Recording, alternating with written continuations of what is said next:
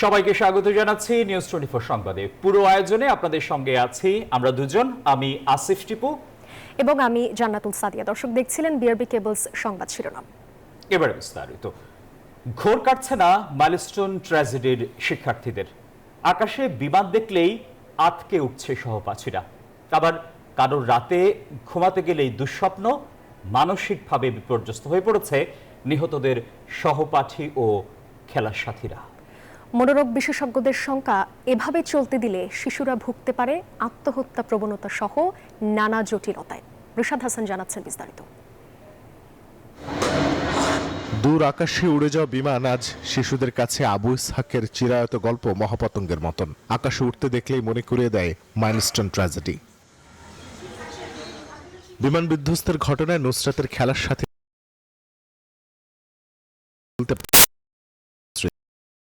বলতেই কান্না তানহা। বিমান বিধ্বস্তের দিন আমার রাতে একদম ঠিক মতো ঘুম হইতো না।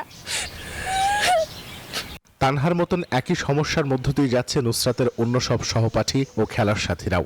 ওগুলো আমি এখনো বলতে পারতেছি না। আমার এগুলো মনে হলে অনেক খারাপ লাগে। আর আমি আগে রাতে কখনো ঘুমাইতে পাইতাম না, কিন্তু এখন আমার কারোর সাথে ঘুমাইলেও ভয় লাগে। এইসব শিশুদের অভিভাবকরা জানান, রাতে ঘুম কম হওয়া, চিৎকার করে কান্না, আচমকা ভয় পাওয়া সহ শিশুরা ভুগছে নানা জটিলতায়।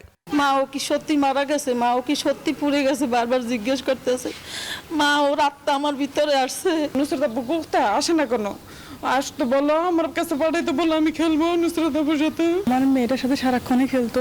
ও আজ পর্যন্ত এখনো পর্যন্ত ঠিক মতো খাবার পর্যন্ত খাইতে পারতেছে না। বলতেছে আম্মু আমার গলা দিয়ে খাবার নামে না। সচেতন না হলে শিশুদের মাঝে তৈরি হতে পারে হাত কাটা, আত্মহত্যা সহ নানা প্রবণতার বলে জানান এই মনোরোগ বিশেষজ্ঞ।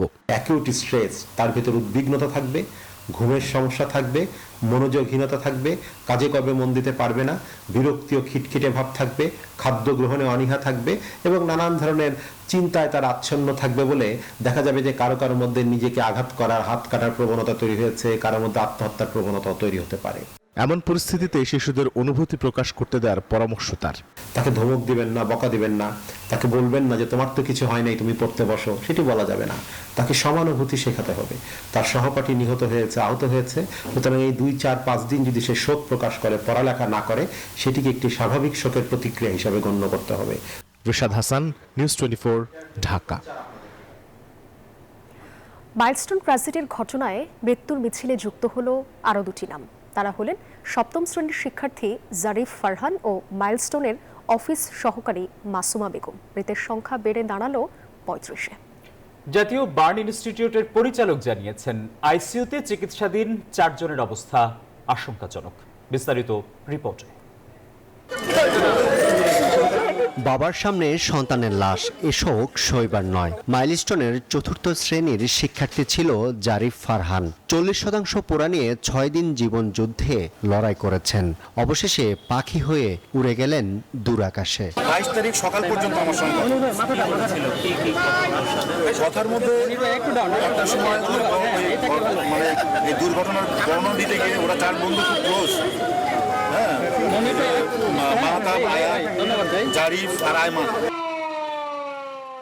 মাইলস্টোন ট্র্যাজেডিতে প্রতিদিনই মৃত্যুর মিছিলে যোগ হচ্ছে নতুন নাম। শনিবার জারিফ ছাড়াও মাইলস্টোনের 38 বছর বয়সী অফিস সহকারী মাসুমা বেগমের মৃত্যু হয়। মাসুমার স্বামী জানান, সহধর্মিণীর এমন বিদায় কারো ভাগ্যে যেন না জোটে। 2টা সন্তান, সামনে ভবিষ্যতে আগানোর জন্য অনেক স্বপ্ন ছিল, স্বপ্নগুলো সব ভাঙিয়া গেছে। আমি জানি না ছেলে সন্তানের মানুষ করতে পারে কিনা।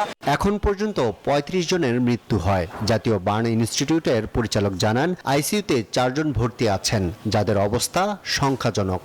ক্রিটিক্যাল পেশেন্টের সংখ্যা এই মুহূর্তে 4 জন এবং সিভিয়ার পেশেন্টের সংখ্যা 9 জন। ক্রিটিক্যাল সেগুলোর ব্যাপারে আমরা প্রতি মুহূর্তে আমরা যে কোনো নিউজ পাওয়ার জন্য রেডি থাকি। আমরা সবসময় তাদের ব্যাপারে, তাদের যারা আত্মীয় স্বজন আছে তাদের সঙ্গে সবসময় কথা বলছি। সবগুলো রোগীর ব্যাপারে আমরা সবসময় কথা বলি, বা ক্রিটিক্যাল রোগীর ব্যাপারে আমরা একেবারে প্রতি মুহূর্তের মানে ভিজিলেন্ট একজন ডাক্তার এবং নার্স সবসময় পাশে দাঁড়াই থাকে।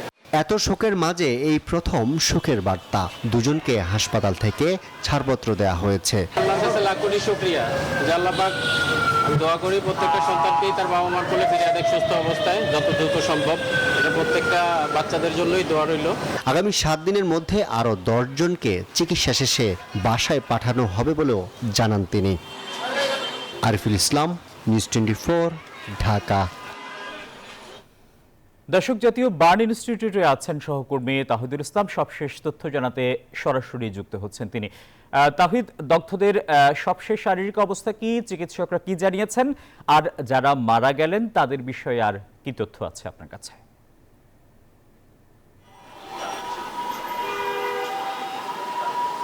আপনি জানেন যে সর্বশেষ আজকে কিন্তু মাইলস্টোন স্কুলের স্টাফ মাসুমা বেগম এবং জারিফ নামে এক শিক্ষার্থীকে আজকে এখান থেকে মৃত্যু ঘোষণা করে এবং তাদের মরদেহ হস্তান্তর করেছে হাসপাতাল কর্তৃপক্ষ।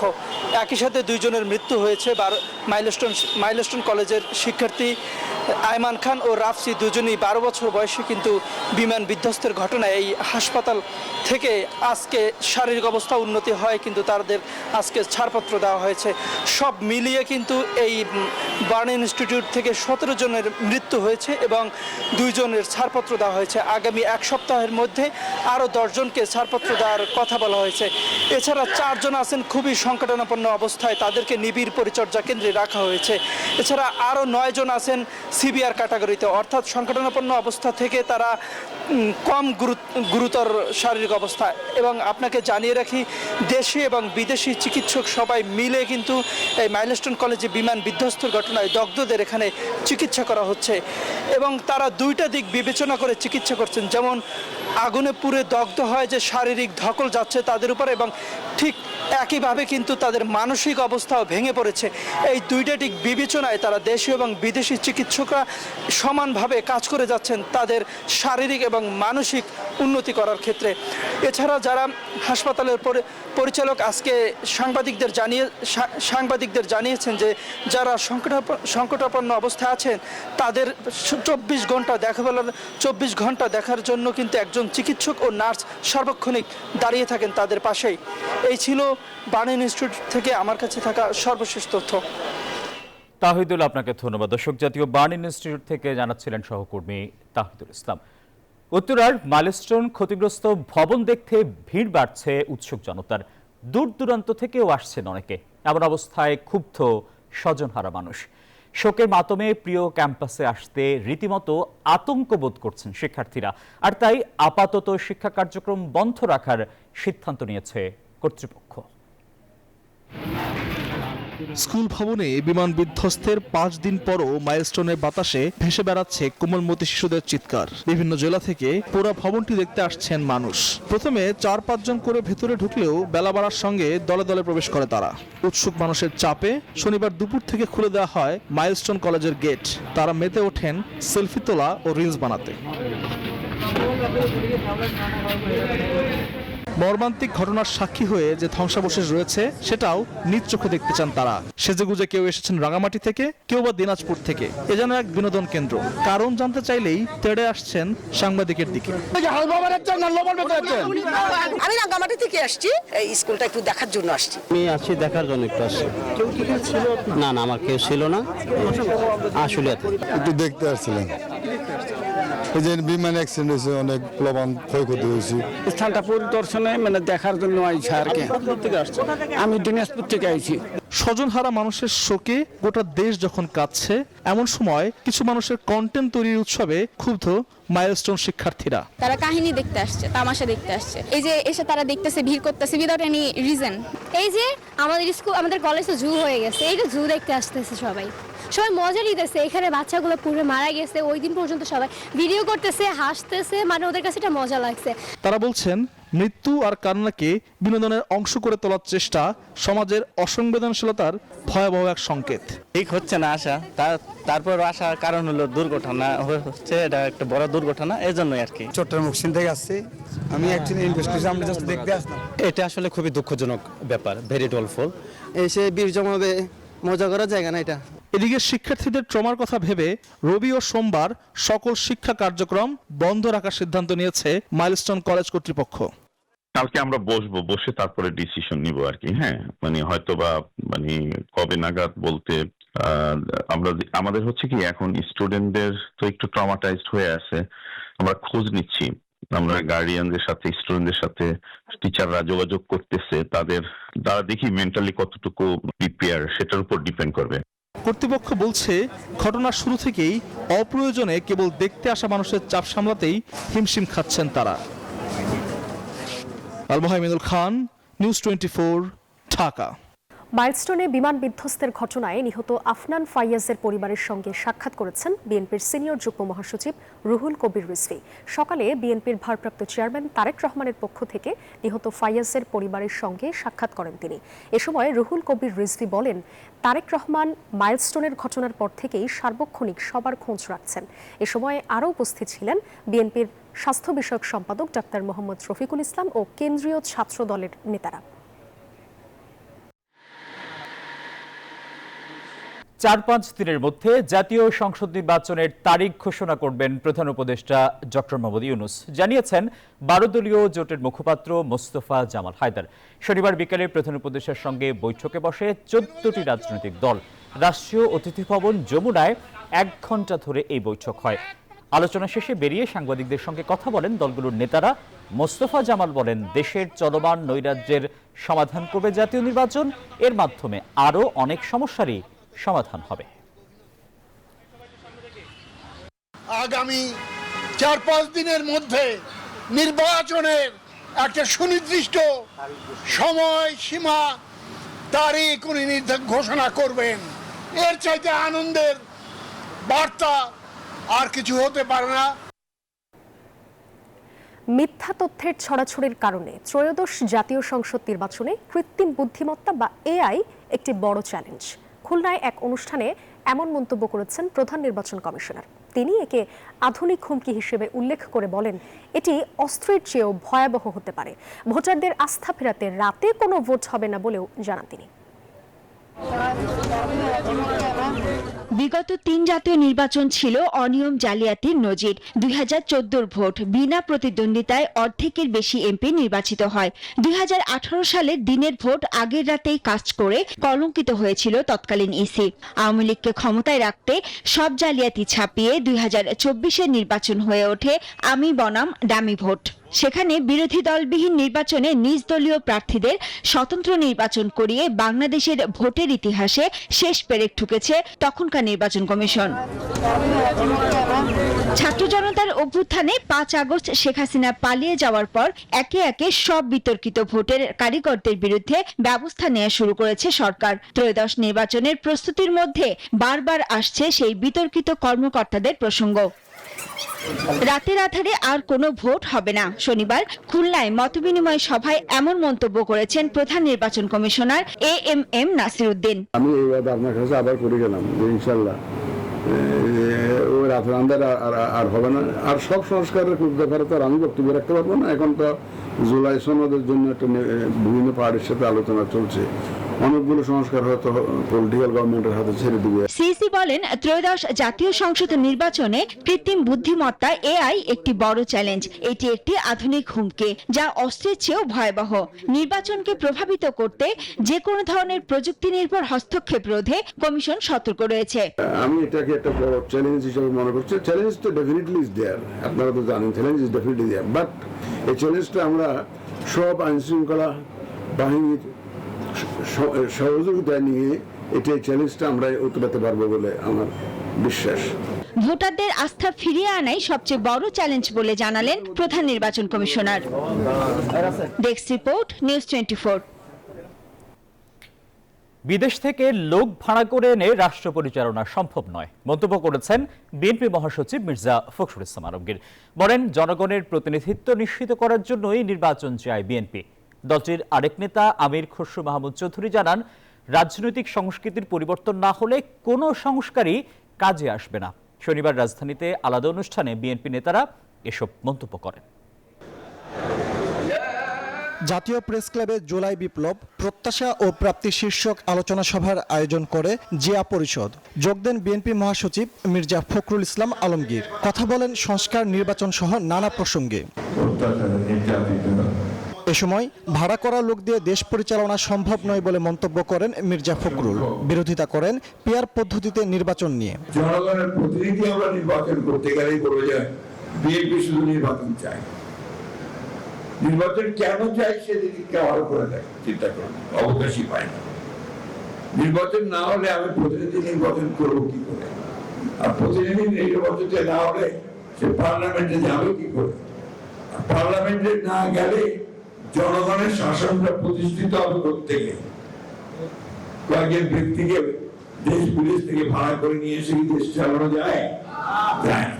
এদিকে পানি, কৃষি ও খাদ্য নিরাপত্তায় রাজনৈতিক দলগুলোর ইশতেহার বিষয়ক এক সংলাপে যোগ দেন বিএনপি নেতা আমির খসরু মাহমুদ চৌধুরী। বলেন, রাজনৈতিক সংস্কৃতির পরিবর্তন না হলে সংস্কার অর্থহীন।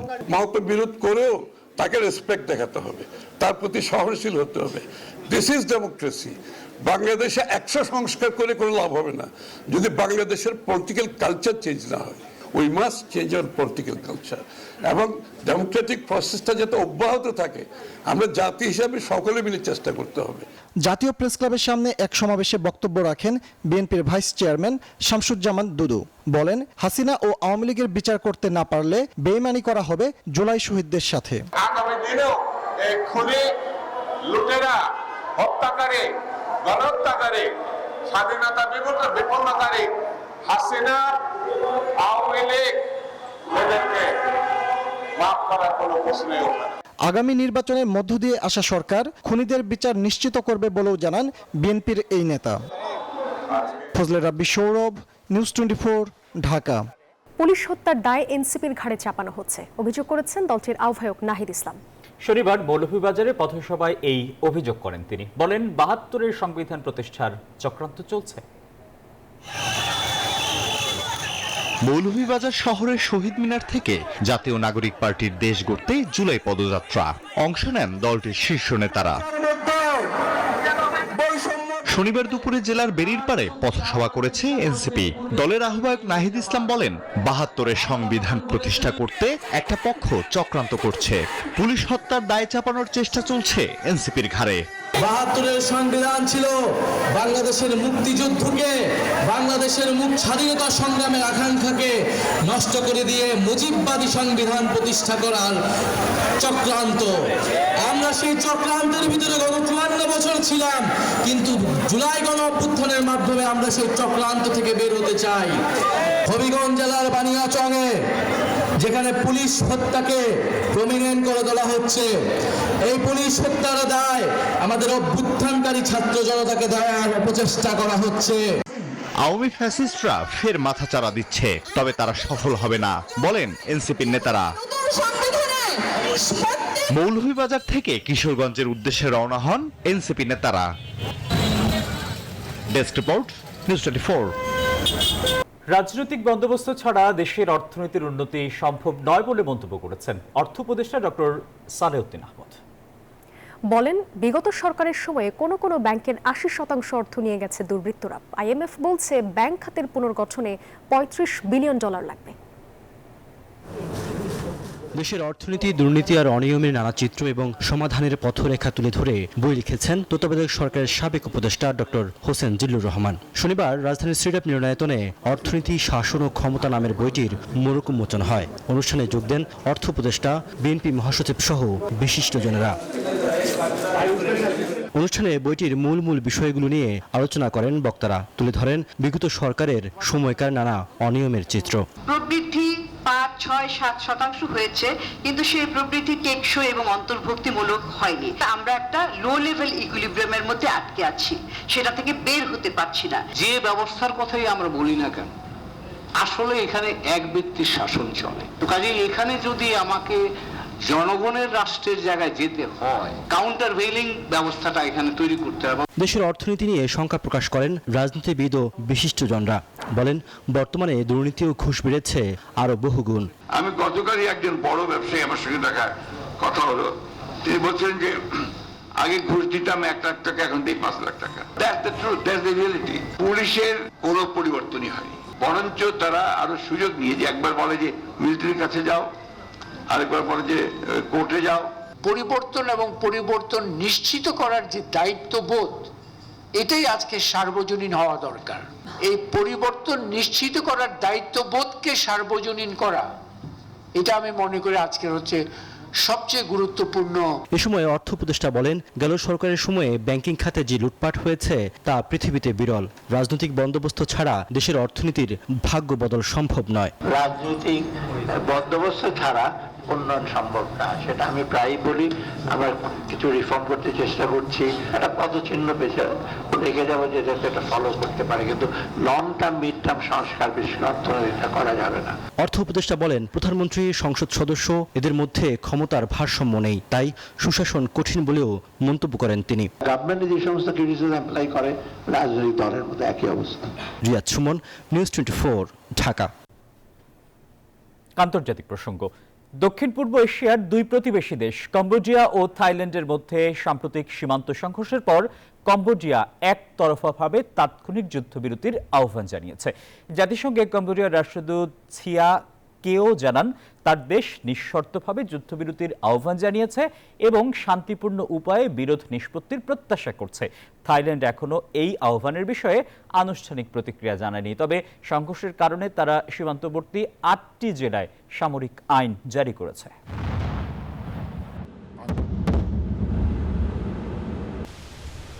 ভারতের সঙ্গে সিরিজ স্থগিত হওয়ায় এশিয়া কাপের আগের সময়টা ফাঁকা থেকে যাচ্ছে, তাই এই সময়ের মধ্যে টাইগারদের একটি দ্বিপাক্ষিক সিরিজ খেলাতে চায় বিসিবি।